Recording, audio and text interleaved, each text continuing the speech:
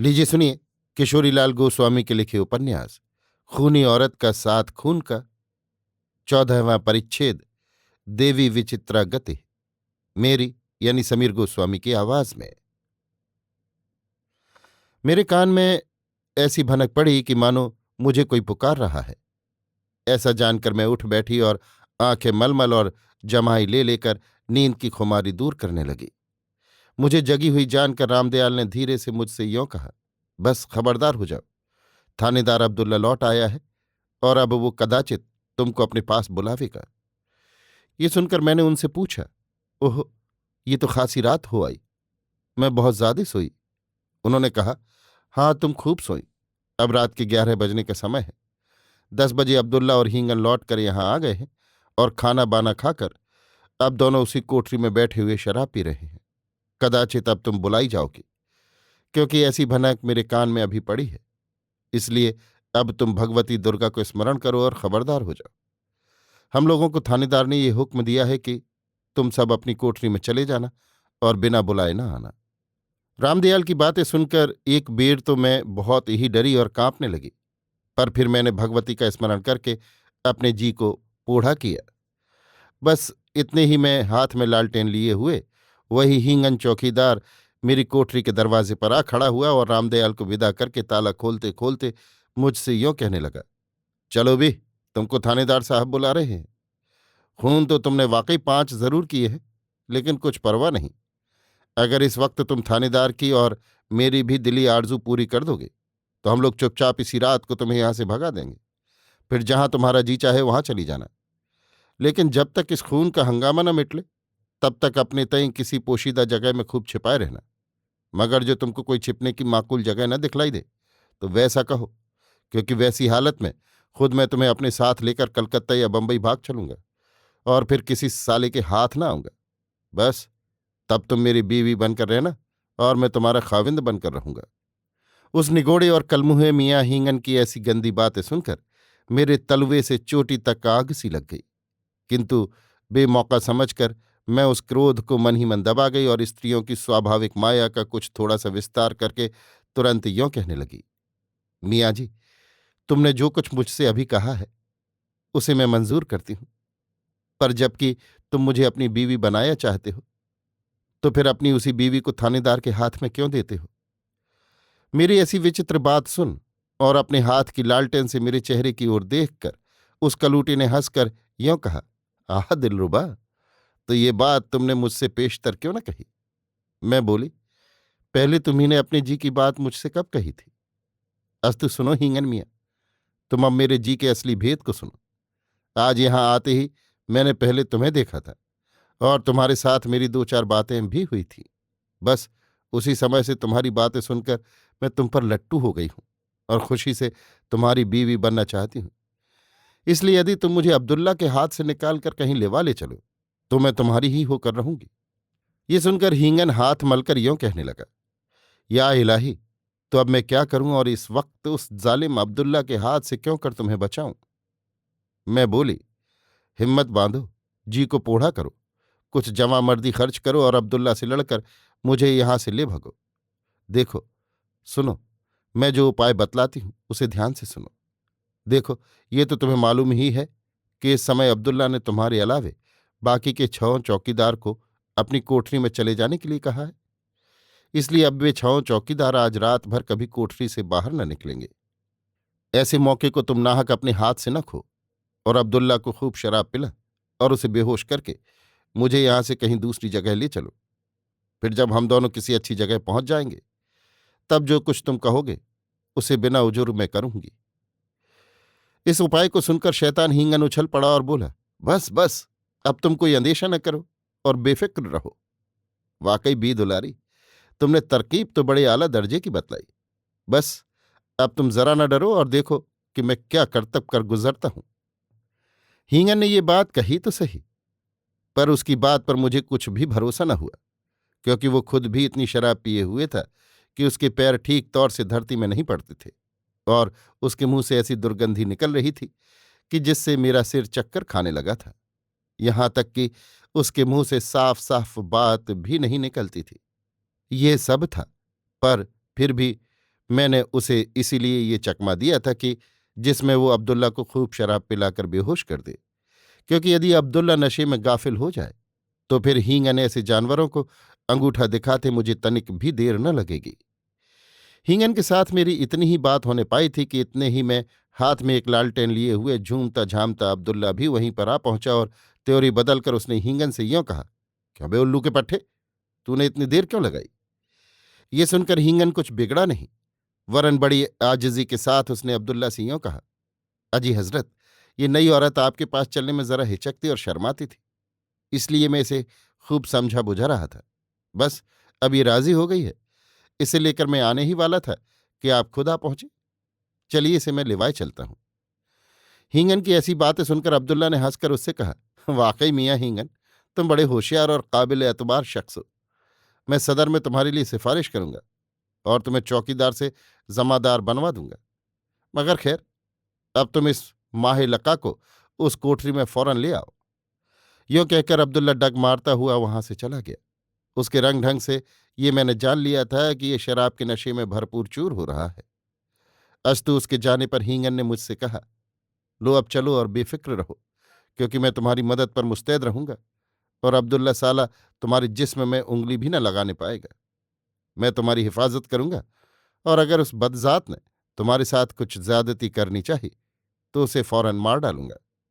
ये सुनकर घबरा कर मैंने उससे यों कहा, सुनो हींगन मियाँ, खून खराबी की कोई जरूरत नहीं है, इसलिए तुम वैसा कोई भयानक काम न कर बैठना। हाँ, ये तुम कर सकते हो कि उस अब्दुल्ला को खूब ढेर सी शराब पिलाकर बेहोश कर दो और मुझे यहां से कहीं ले चलो।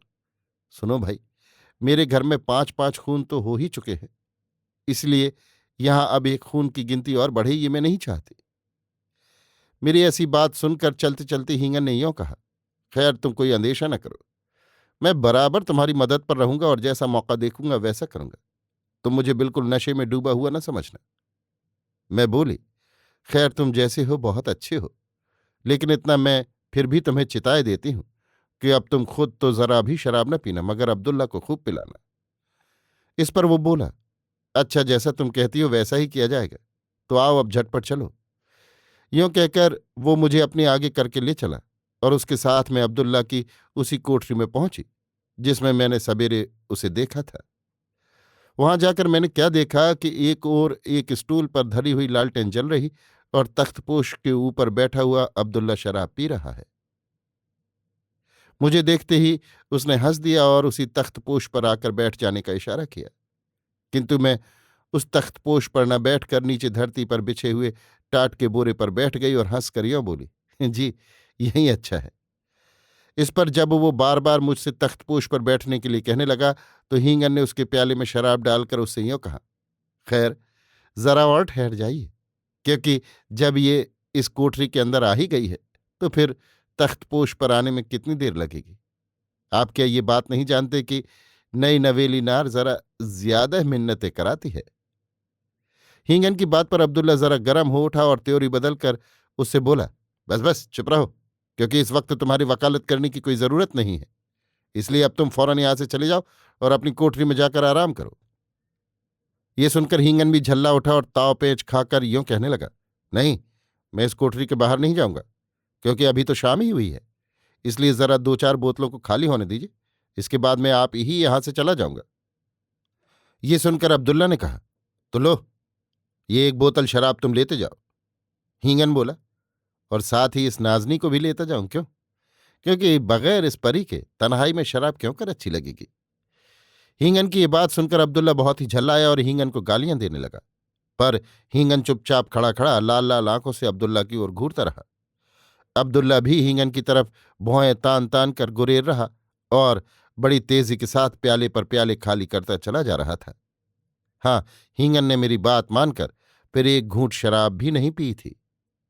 यूं ही 3-4 बोतलों को बात की बात में खाली करके अब्दुल्ला ने हींगन से कहा कि बस अब तू यहां से जा। किंतु जब वो अपनी जगह से जरा भी न टसका, तब अब्दुल्ला ने अपने हाथ के शराब वाले प्याले को उस पर खींच मारा और बड़े जोर से चिल्लाकर यों कहा, बस चला जा हरामी पिल्ले, तू फौरन इस कोठरी के बाहर निकल जा।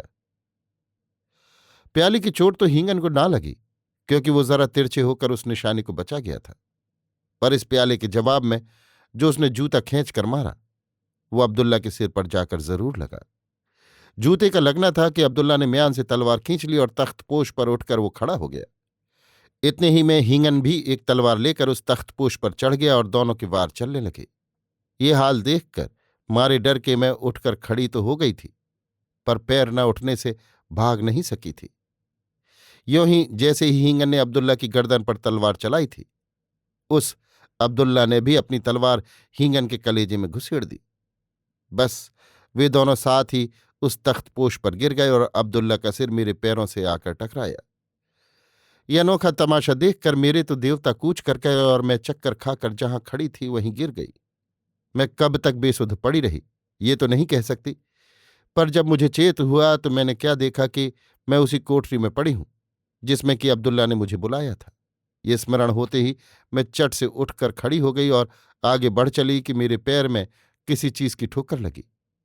ये जानकर मैंने धरती की ओर देखा तो क्या देखा कि अब्दुल्ला का सिर मेरे पैर की ठोकर खाकर दरवाजे के चौखट तक लुढ़क गया है। ये देखकर मेरे सारे बदन के रोंगटे खड़े हो गए और बड़े जोर जोर से कलेजा उछलने लगा। फिर मैं जहां की तहां खड़ी की खड़ी रह गई और मेरे पैरों ने चलने से जवाब दे दिया। इतने ही में मेरी नज़र उस तख्तपोश की ओर गई तो मैंने क्या भयंकर दृश्य देखा कि अब्दुल्ला का बिना सिर का धड़ पड़ा हुआ है और उसके हाथ वाली तलवार हींगन के कलेजे में घुसी हुई है। हींगन भी मुंह बाए हुए मरा पड़ा है और उसके हाथ से छूटकर तलवार तख्त पर गिर गई है। सारा तख्तपोश खून से भर गया है और नीचे धरती में भी बहुत सा खून बह आया है। इतने ही में मैंने अपनी ऊनी चादर की ओर देखा तो उसमें भी खून लगा दिखाई दिया। केवल इतना ही नहीं, वरन मेरी धोती के नीचे के किनारे में भी खून लग रहा था और मेरा पैर भी खून से रंग गया था, क्योंकि कोठरी में खून बहा था कि नहीं। हाय, इस भयंकर दृश्य को देखकर मेरे तो होश उड़ गए और देर तक मैं उसी कोठरी में खड़ी खड़ी पगली की तरह इधर उधर निहारती रही। इतने ही में एकाएक न जाने मेरे मन में क्या तरंग उठी कि चट दौड़कर मैं उस कोठरी से बाहर निकल भगी। उस समय भी मुझे अब्दुल्ला के सिर को ठोकर लगी थी, क्योंकि वो लुढ़क कर दरवाजे के बीचों बीच आकर ठहर गया था। अस्तु फिर मैं उस ख्याल को छोड़कर उस ओर लपकी जिधर वो कोठरी थी जिसमें कि वे 6 चौकीदार रहते थे। तो मैं उन चौकीदारों की कोठरी की ओर क्यों चली? इसलिए कि मैं भागना नहीं चाहती थी, क्योंकि इस संसार में मेरे लिए ऐसी कोई जगह न थी जहां पर जाकर मैं छिप सकती और अपनी जान बचा सकती। इसीलिए मैं दौड़ी हुई उसी कोठरी के आगे जा पहुंची और खूब जोर से चिल्लाकर मैंने उन चौकीदारों को पुकारा और उन्हें बाहर बुलाया। 6 बेचारे कोठरी के बीच में बैठे हुए आग ताप रहे थे। सो मेरी डरावनी चिल्लाहट सुनकर वे ऐसे चिहुक पड़े कि एकदम से सब के सब उस कोठरी के बाहर निकल आए और मुझसे सभी यों पूछने लगी कि हैं, क्या बात है? तुम इतना शोर क्यों मचा रही हो? बोलो बोलो, क्या बात है?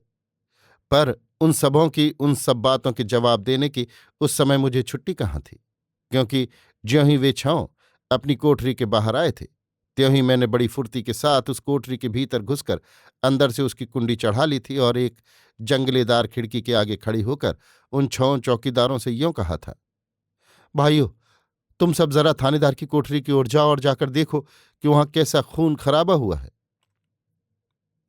मेरी बात अनसुनी कर दयानत हुसैन ने जरा कड़क कर यों कहा, ओ औरत, तूने मेरी कोठरी के अंदर घुसकर भीतर से कुंडी क्यों बंद कर ली है? इस पर मैंने कहा, सुनो मियाँ जी, तुम तू तड़ाक तो रहने दो और जाकर जरा ये तो देखो कि तुम्हारे थानेदार और हींगन का क्या हाल हुआ है। ऐसी बात सुनकर रामदयाल ने कहा, क्यों, उन दोनों का क्या हाल है?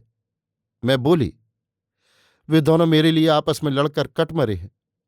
बस इतना सुनते ही वे 6 जोर से चीख मार उठे और तेजी के साथ अब्दुल्ला की कोठरी की ओर दौड़े।